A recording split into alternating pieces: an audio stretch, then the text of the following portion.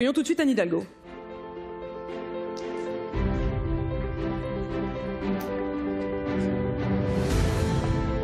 Bonjour. Bonjour. Bonjour Anne Hidalgo. Bonjour. Bonjour. Bonjour à vous. C'est à vous, vous avez entendu depuis l'arrière les propositions de Yannick Jadot. Vous avez 7 minutes pour vous adresser à tous ceux qui s'inquiètent de la santé des Français. Quel est votre programme, vos promesses sur la santé pour les Français?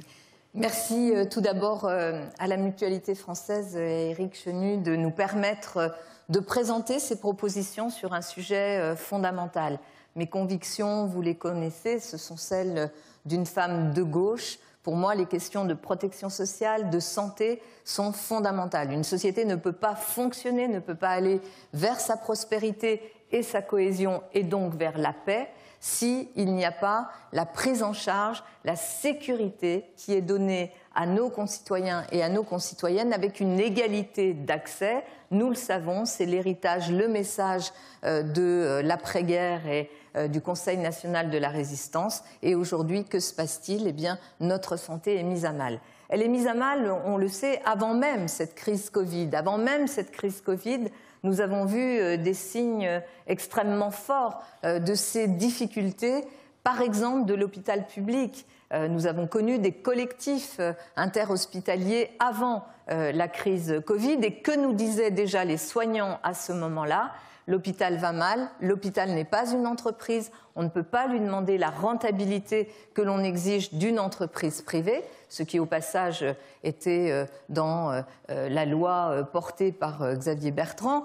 Et l'hôpital va mal et il faut permettre aux soignants d'être plus nombreux, d'avoir des conditions de travail qui leur permettent de s'occuper des Françaises et des Français et de pouvoir les accompagner au moment où ils sont fragilisés dans leur santé. Et donc ça veut dire quoi? Ça veut dire que nous devons absolument considérer l'hôpital public, la santé publique comme un bien public, comme un bien commun, que nous devons arrêter, je l'ai dit dans mon programme, mettre un terme à cette idée de l'hôpital entreprise. Passer à une autre façon aussi d'analyser et de percevoir les besoins de santé. L'hôpital ne peut pas être financé comme il l'est aujourd'hui, à partir d'un Ondam, à partir d'une tarification à l'activité, qui fait qu'on le met dans cette situation de compétition où jamais il ne pourra être performant au sens des critères privés par rapport à l'hôpital privé et par rapport aux cliniques. Donc il faut un système de financement de l'hôpital public que je réformerai profondément. On partira d'abord des besoins de santé de la population. Nous débattrons chaque année au premier semestre au Parlement, parce que le Parlement doit avoir son rôle, des besoins de santé publique de la population.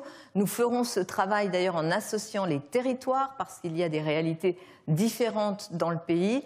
Et ensuite, au moment de la fin d'année, c'est-à-dire quand on délibère, quand on vote la loi de finances et notamment la loi de finances de la sécurité sociale, eh bien à ce moment-là, on attribuera les moyens à l'hôpital en fonction des besoins de santé publique et non pas à partir de critères comptables.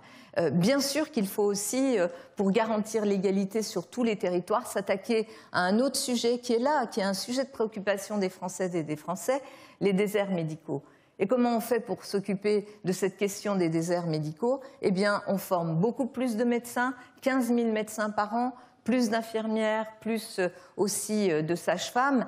On les forme, mais on sait qu'il faut 10 ans pour former ces médecins. Donc, je propose une mesure d'urgence qui consiste à utiliser cette 4e année d'internat comme une année de professionnalisation où nous proposerions aux internes d'aller dans ces déserts médicaux. Bien sûr, ils ne seraient pas considérés comme des internes. Bien sûr que ce n'est pas une façon de leur dire « vous avez des études longues et vous allez payer pour la non prise en compte des besoins de santé des années précédentes ». Donc ça veut dire une rémunération à 3 500 € et également bien sûr un accompagnement parce que ça doit être une année de professionnalisation, mais cette mesure, dès 2022, permettrait de déployer environ 4000 jeunes, 4000 internes dans les différents déserts médicaux.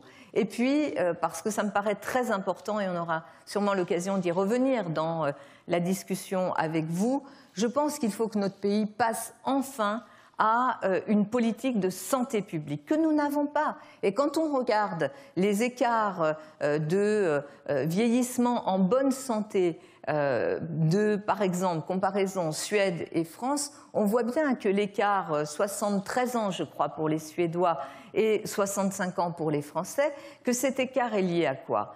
Chez nous, une absence de politique de santé publique.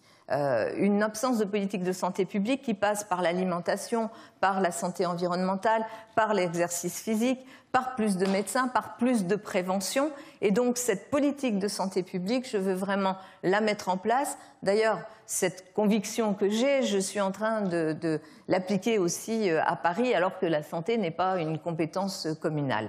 Donc ça me paraît très important de s'engager dans cette politique de santé publique. Et enfin, je vais vous dire, je suis socialiste, je suis profondément social-démocrate. Ce que je vous dis là ne vous surprendra pas parce que je suis de cette grande famille de la gauche républicaine, de cette gauche sociale, de cette gauche européenne et universaliste. Et aujourd'hui, les fondamentaux sont atteints. Dans notre société, l'augmentation des inégalités, le fait que nos services publics, et notamment l'hôpital, la santé, de l'autre côté aussi l'école, on pourra en parler longuement, que ces deux grands services publics qui sont les piliers stabilisateurs d'une société qui assure aussi la confiance de la population dans ces institutions, ces deux piliers-là sont profondément atteints. Profondément atteints parce que depuis 5 ans, on assiste à des visions ultralibérales qui nient l'universalisme et l'universalité des services publics et notamment de celui de l'hôpital. Moi, je considère que l'hôpital, ça ne doit pas être, le service public n'est pas simplement le service qu'on réserve à ceux qui ne pourraient pas aller se payer les services dans le privé. Je considère que l'hôpital public et le système de santé publique doit être fondamental et universel. Il doit réunir tous les Français, quelles que soient leurs conditions. Et ce n'est pas ce qui est à l'œuvre. Ce n'est pas ce qui est à l'œuvre. Alors nous sommes dans des circonstances dramatiques, avec une guerre en Europe. Nous sommes à un moment où cette campagne a été captée par les chaînes d'infos en continu qui nous ont expliqué depuis des mois que le seul sujet, c'était l'immigration. Et nous sommes là, au pied du mur, mesdames et messieurs. Nous sommes au pied du mur. Nous ne pouvons pas encore passer par-dessus cette élection sans nous poser les questions de où on va, quelle cohésion on veut dans la société et quel type de service public on veut. Et c'est vrai que cette question, et vous les mutualistes, je vous le dis, vous êtes celles et ceux qui font vivre aussi au quotidien, par vos actions, par votre engagement, cette démocratie sanitaire. Et donc je suis très attachée à ce que le mouvement mutualiste, en bonne social-démocrate que je suis, joue son rôle. Et je vous le dis d'entrée de jeu, je suis totalement hostile, opposée à cette idée de grande sécu qui serait peut-être une bureaucratisation, au mieux une technocratisation de nos questions de santé, alors qu'on a besoin de quoi, en santé comme dans les autres domaines de notre vie collective, on a besoin de démocratie. Merci à vous. Anne Hidalgo, non à la grande sécu contre les déserts médicaux pour une formation, une meilleure formation, des mesures d'urgence. Vous l'avez développé aussi avec cette 4e année qui se passerait sur le terrain. Et puis la question de la santé publique. Vous y êtes venu naturellement, estimant et rappelant cet écart. On parle souvent de l'espérance de vie, mais vous avez rappelé qu'il y avait aussi l'espérance de vie en bonne santé et qu'en France, on ne peut pas en être très fier. Précisément sur cette question-là, la question du mutualiste, il s'agit, pour vous interroger, de Mathias Savignac. Il est vice-président de la Mutualité française et il a une question sur la prévention. Très bien. La France est en queue de peloton des pays européens en matière de prévention, avec seulement 1,9% des dépenses de santé. La Mutualité française propose de développer l'activité physique adaptée. Comment comptez-vous réaliser enfin la révolution de la prévention pour rattraper le retard de notre pays? Avec quels moyens? Avec quelles ressources? Quels moyens, quelles ressources, Anne Hidalgo? C'est un sujet fondamental. Pour pouvoir y arriver, soyons clairs, c'est pour ça que je suis opposée à cette grande sécu, ça ne peut pas être un homme seul à la tête de l'État qui va décréter la santé publique dans le pays. Moi, je crois à la mise en mouvement de toutes les forces qui contribuent à cette question de santé publique. Le mouvement mutualiste, mais aussi les collectivités territoriales, qui aujourd'hui dans notre pays font au niveau des départements, au niveau des communes pour l'essentiel, font un travail remarquable. Par exemple, en matière d'alimentation, d'exercice physique, dans les écoles, font un travail aussi, on a parlé tout à l'heure des EHPAD, de nos seniors, du bien vieillir. Donc il va falloir embarquer et se donner cette perspective commune en associant toutes les forces possibles. Le mouvement sportif aussi. On a une chance inouïe, on s'est battu pour avoir la possibilité d'organiser les Jeux olympiques et paralympiques dans notre pays. C'est dans 3 ans. C'est dans 3 ans. Eh bien, ça aussi, c'est un élément qu'on a mis sur la table avec le mouvement sportif pour dire ça doit être l'occasion de montrer qu'au-delà du sport de très haut niveau, il y a aussi cette activité physique qui doit se pratiquer partout. Quels moyens? Les moyens, d'abord, accroître évidemment les moyens de la santé dans notre pays. Je l'ai dit, dès lors qu'on part des besoins et non pas d'une approche comptable, dès lors qu'on modifie l'ONDAM, on met plus de moyens et on finance l'hôpital, mais on finance aussi le système de santé publique. J'ai prévu pour toutes ces mesures sociales, pas environnementales, mais sociales, d'égalité relative à nos services publics et notamment à la santé, 14 milliards d'euros de dépenses nouvelles que je finance, je vous le dis, j'ai en tout 50 milliards d'euros de dépenses nouvelles dans mon programme et j'ai 50 milliards d'euros de dépenses nouvelles aussi, de recettes nouvelles dans mon programme par le rétablissement de l'ISF, par une réforme de la succession, par aussi la création de valeur. Parce qu'évidemment, moi, dans mon projet, je veux qu'on crée de la valeur par le travail, qu'on réindustrialise, qu'on fasse d'ailleurs dans cette réindustrialisation une grande odyssée industrielle sur les questions de santé. Et ça va créer aussi de la valeur. Je chiffre cela à autour de 10 milliards d'euros dans le programme. Je n'affecte pas telle ou telle recette à telle ou telle dépense, mais bien sûr, c'est avec des moyens supplémentaires. Et sur la question sport, alimentation, prévention aussi des addictions, je pense que nous devons faire ce travail-là. Les chiffres que je citais de différence entre la Suède et la France montrent qu'en Suède, c'est 40 ans de politique de santé publique. Regardez sur la question de l'alcoolisme ou du tabagisme, l'écart qu'il y a par exemple entre nos 2 pays et qui tient à quoi? Essentiellement à des politiques de prévention qui ici n'ont pas été menées.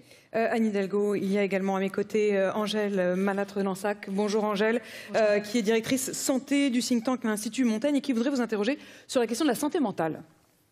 Anne Hidalgo, bonjour. Le sujet de la santé mentale est devenu central au cours des derniers mois. La pandémie a quelque part levé le voile sur la prévalence des troubles en France. Et puis on sait, toutes les études le montrent, il y a eu une explosion des troubles, notamment chez les jeunes, mais aussi dans toute la population. Le sujet reste très tabou, très stigmatisé. À l'occasion d'un déplacement en novembre, vous avez dit que la santé mentale serait la grande cause de votre quinquennat si vous étiez élu. Est-ce que vous pourriez revenir sur ce sujet et détailler concrètement les actions que vous souhaitez mener ? Bien sûr, oui, ce sera la grande cause de mon quinquennat parce qu'on l'a vu notamment pendant cette pandémie, on a vu la détresse de beaucoup de personnes, la détresse de beaucoup de jeunes. On a vu les suicides aussi augmenter. Par exemple, ça veut dire quoi? Faire de la santé mentale un objectif, une grande cause de mon quinquennat, c'est se fixer un objectif, diminuer de 20% les suicides dans notre pays. C'est apporter des moyens à la pédopsychiatrie. Aujourd'hui, notre pays est vraiment en déshérence par rapport à cela. La détresse des parents, des enfants, mais aussi des personnels soignants qui ne savent plus où orienter des jeunes et des enfants qui ne peuvent pas aller dans les services adultes, qui eux-mêmes sont surchargés. Donc il nous faut recruter massivement des psychiatres, des pédopsychiatres, faire en sorte aussi qu'il y ait des psychologues, de la prise en charge aussi des consultations psychologiques, par la sécurité sociale pour pouvoir accompagner. Mais vraiment, la question de la santé mentale, et notamment chez nos jeunes, vous savez, j'étais il y a quelques semaines à Lyon, à l'université Lyon 3, et nous étions dans le service de médecine universitaire. Et les infirmiers, les médecins, les psychologues qui étaient là évoquaient cette situation dramatique d'absence de moyens, de prise en compte et de stigmatisation. Et ils nous disaient, on a affaire là à une population de jeunes, il parlait des étudiants, qui pour la première fois, lorsqu'on lui demande de se projeter dans l'avenir, n'y arrive pas. N'arrive pas à exprimer ce qu'elle pourra faire, pourra être dans 5 ans ou dans 10 ans.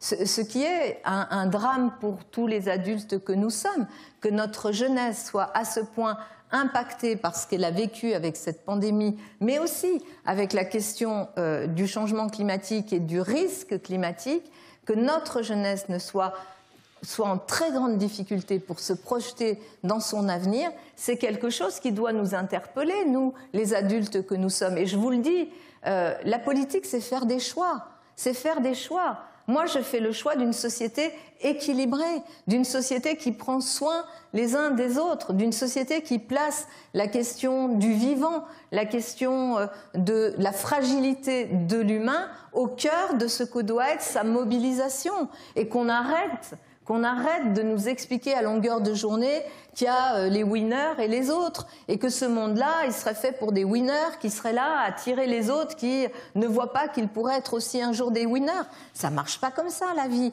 Quand vous prenez un accident de la vie dans votre famille, dans votre environnement, et un accident de la vie, c'est une maladie, c'est la perte d'un emploi, c'est un divorce, c'est un décès, et que vous prenez ça en tant qu'humain, s'il n'y a pas autour de vous une société protectrice qui vous accompagne, alors ça ne sert à rien d'être une société et de s'organiser collectivement. Notre organisation collective, notre organisation politique doit être dédiée à la protection des plus fragiles. Et je vais vous dire une chose, quand on s'intéresse aux plus fragiles, on devient plus fort, y compris ceux qui vont bien.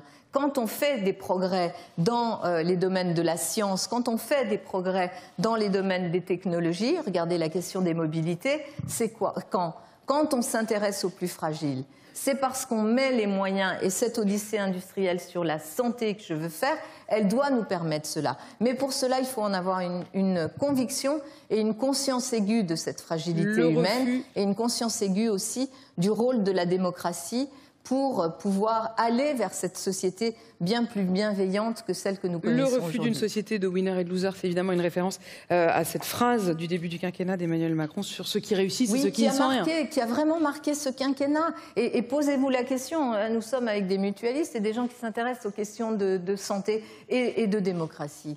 Qu'est-ce qui va se passer dans les 5 ans qui viennent? La retraite, 67 ans, 65 ans Qu'est-ce qui va se passer pour les plus fragiles, celles et ceux qui ont connu des travaux pénibles? Je suis une ancienne inspectrice du travail, je connais bien ces questions de prévention et de prévention au travail. Qu'est-ce qui va se passer pour eux? Rien. Anne Hidalgo, on a effacé les critères de pénibilité. Je voulais précisément vous interroger sur la question de la retraite, mais je voudrais, avant cela, vous allez vous exprimer là-dessus, parce qu'effectivement, cette réforme des retraites, elle n'a toujours pas été faite. Quelle sera votre proposition? Mais je voudrais encore que Angèle puisse vous interroger sur la question de l'innovation en santé. Vous aviez une question? Merci. Oui, question de l'innovation et question aussi de cette grande odyssée sur la santé dont vous parlez. La filière santé, c'est un secteur industriel, un secteur économique majeur en France. On a vu pendant la crise de nombreuses difficultés en matière de souveraineté sanitaire. La crise a mis en lumière l'incapacité de la France à produire un vaccin. On a peu de biotech en France qui sont susceptibles de passer à l'échelle. On a des chercheurs qui ont tendance à quitter le pays. Qu'est-ce qu'on fait aujourd'hui pour faire de la France un véritable leader de l'innovation en santé? D'abord, on se fixe l'objectif de financer la recherche publique. Regardez le plan de relance. Est-ce que nos grands organismes de recherche en ont bénéficié? Le CNRS et beaucoup d'autres organismes, est-ce qu'ils en ont bénéficié? Non. Il y a eu des appels à projets qui, en fait, ont été vraiment,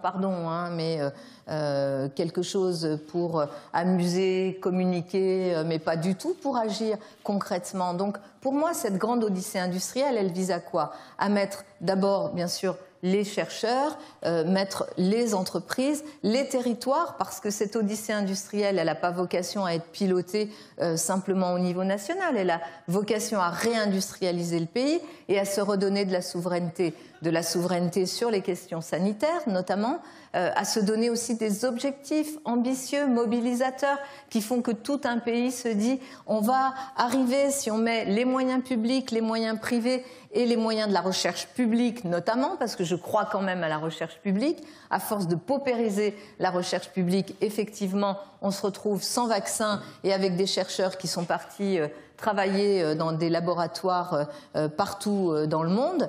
Eh bien, je mets toutes ces énergies-là ensemble et sur les territoires pour, par exemple, s'attaquer à quoi? Les maladies dégénératives.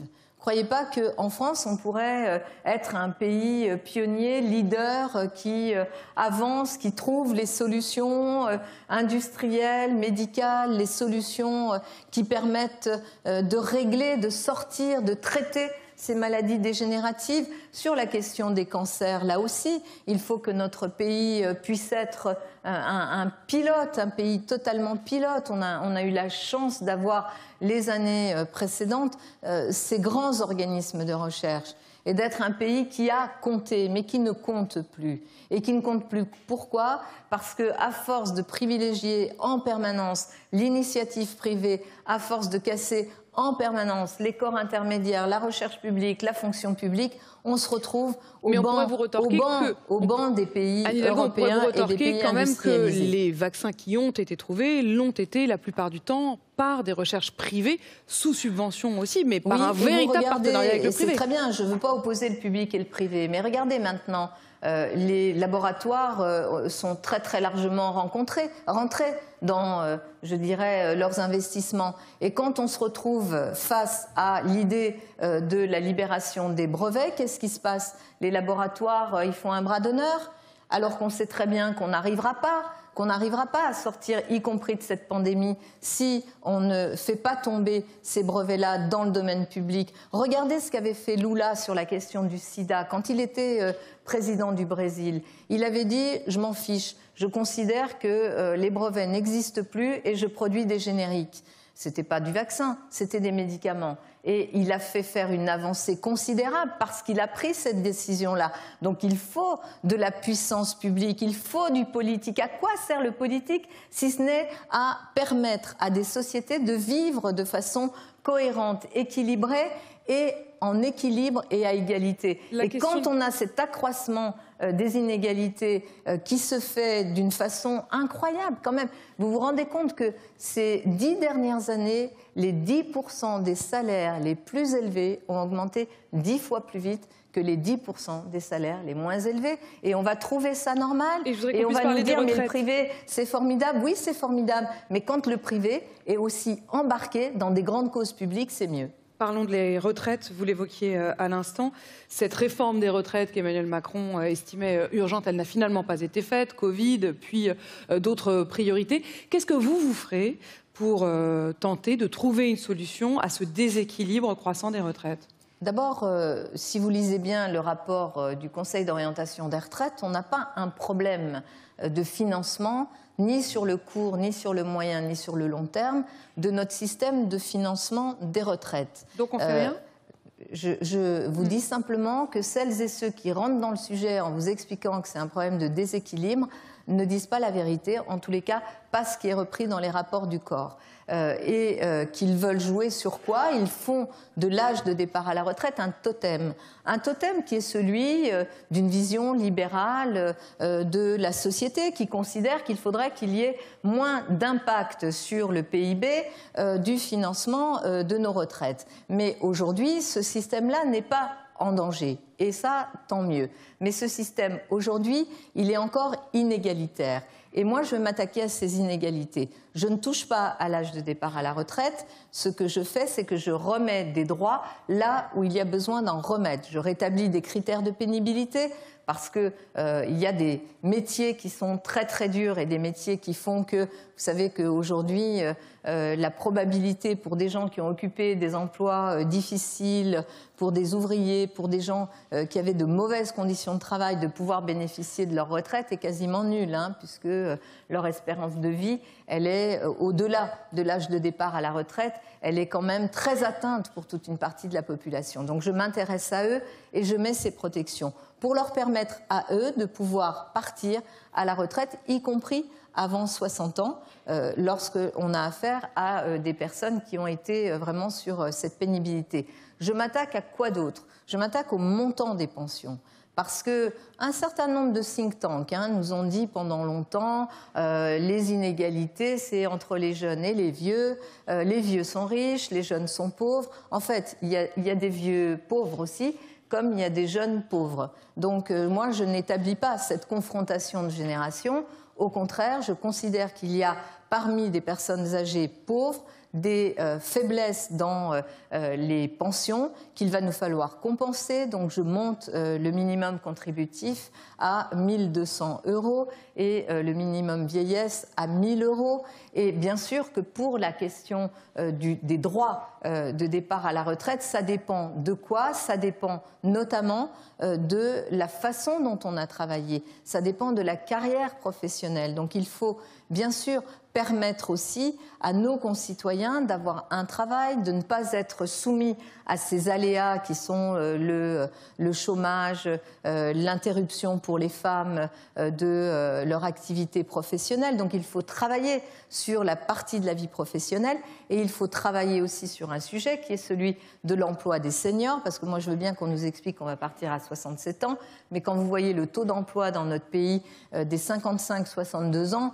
vous vous dites qu'il y a un petit sujet et que ce n'est pas la peine de transférer de la dépense retraite vers l'assurance chômage parce que ces opérations de passe-passe, donc voilà, mes propositions, elles vont dans ce sens-là pour permettre à nos concitoyens, parce que ça sert à quoi un système de retraite ? Ça sert à pouvoir profiter, une fois qu'on considère qu'on a bien travaillé dans sa vie, avec les critères qui sont ceux de la loi, de pouvoir profiter avec un niveau de vie qui fasse que vous ne perdiez pas tant que ça, que vous puissiez avoir quand même les moyens de vivre cette deuxième partie de votre vie. Ça sert à ça, un système de retraite. Et c'est ça que nous devons garantir en nous intéressant notamment à ceux qui, aujourd'hui, ont justement les retraites les plus faibles. Je pense aussi aux agriculteurs, parce que les retraites des agriculteurs, c'est aussi... Et des agricultrices oui, bien sûr. Et les agriculteurs... Qui souvent ne touchent rien. Vous avez raison de me reprendre. J'aurais dû dire agricultrices et agriculteurs, la féministe que je suis. Non, mais même les femmes d'agriculteurs qui, la plupart du temps, se retrouvent en effet sans rien, même si ça a été souvent promis d'être changé. Un dernier mot, puisqu'il nous reste quelques secondes, Anne Hidalgo. Vous avez promis de mener à son terme la question de l'individualisation de l'allocation adultes handicapés. Voilà une question qui préoccupe beaucoup les mutualistes. Est-ce que vous pouvez simplement nous dire si vous le ferez immédiatement. En arrivant? Immédiatement, parce que je pense que c'était encore une façon d'atteindre des droits. Et c'est inadmissible. Je n'ai pas parlé du handicap et du plan sur le handicap. Nous devons aussi créer des places, faire également la question de l'autisme un enjeu majeur. On rattrape un peu de retard, mais à peine. Mais il faut que tant dans la recherche que dans l'inclusion des enfants à l'école, avec les assistantes qui sont, et surtout des femmes, dont il faut revoir aussi le statut, la rémunération, elles doivent vraiment être présentes, on doit recruter, financer. Vous me direz, tout ça coûte cher. Oui, ça coûte cher, mais moi je préfère qu'on mette de l'argent là-dedans à, je dirais, des aides sans condition à des entreprises qui après vont, pour certaines, délocaliser, pour d'autres licencier et qui ne vont pas forcément contribuer au bien-être collectif. C'est ça l'objectif qui doit être le nôtre, faire vivre mieux les Françaises et les Français, et ça passe par moins d'inégalités. C'est un enjeu majeur des 5 années qui viennent. Si on loupe le coche, alors tout ce qui n'aura pas pu se régler ni dans ce débat présidentiel, ni par nos institutions, par le politique, par l'engagement citoyen, social, syndical, risque malheureusement de se régler autrement. Et si nous voulons refuser la violence, alors donnons toute sa place au débat démocratique qui nous occupe. Merci. Merci beaucoup, Anne Hidalgo, d'avoir pu préciser ce matin les contours de votre programme pour la santé. Merci à vous. Au revoir. Merci aussi à Angèle.